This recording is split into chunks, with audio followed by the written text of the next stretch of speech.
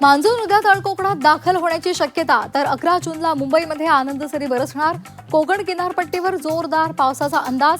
यंदा मान्सूनचा 3 दिवसांचा लेटमार्क. पावसाळ्यापूर्वी मुख्यमंत्री देवेंद्र फडणवीस स्वतः घेणार मुंबई महापालिकेमधल्या कामांचा आढावा. मुंबईच्या महापौर ऋतू तावडे आणि प्रशासकीय अधिकाऱ्यांसोबत मुख्यमंत्र्यांची बैठक.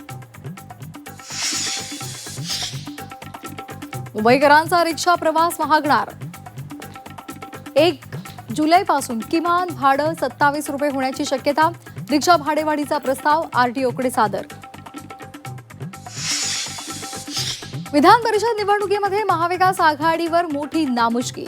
तब्बल 8 जागी महाविकास आघाडीच्या उमेदवारांची माघार, तर 6 ठिकाणी महायुतीच्या उमेदवारांची बिनविरोध निवड, तर 11 जागांवर थेट लढत.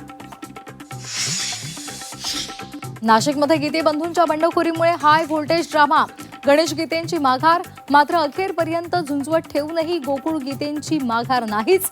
शिवसेनेच्या नरेंद्र दराडे यांची डोकेदुखी वाढणार. रायगडमध्ये शिवसेना युबीटीला मोठा धक्का.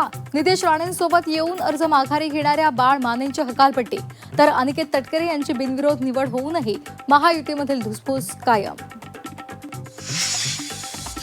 छत्रपती संभाजीनगरात ठाकरेंच्या उमेदवाराच्या ऐनवेळी माघार. अधिकृत उमेदवार डोणगावकरांची माघार. अपक्षानं दिला महाविकास आघाडीला आधार. गणेश लोखंडे यांच्या गळ्यात महाविकास आघाडीच्या उमेदवारीची माळ. नवनीत राणांना राष्ट्रवादीची राज्यसभेची उमेदवारी.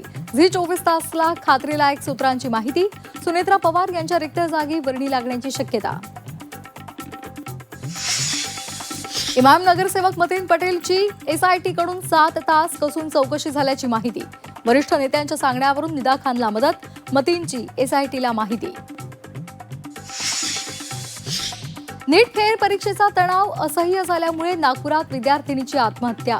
पुन्हा एकदा परीक्षा देण्याची हिंमत नसल्याचं लिहून 20 वर्षीय तरुणीनं जीवन संपवलं. काँग्रेस ज्येष्ठ नेते अनंतराव थोपटे यांचं निधन. वयाच्या 93व्या वर्षी घेतला अखेरचा श्वास. पुण्यातील दीनानाथ मंगेशकर रुग्णालयात अल्पशा आजारानं निधन.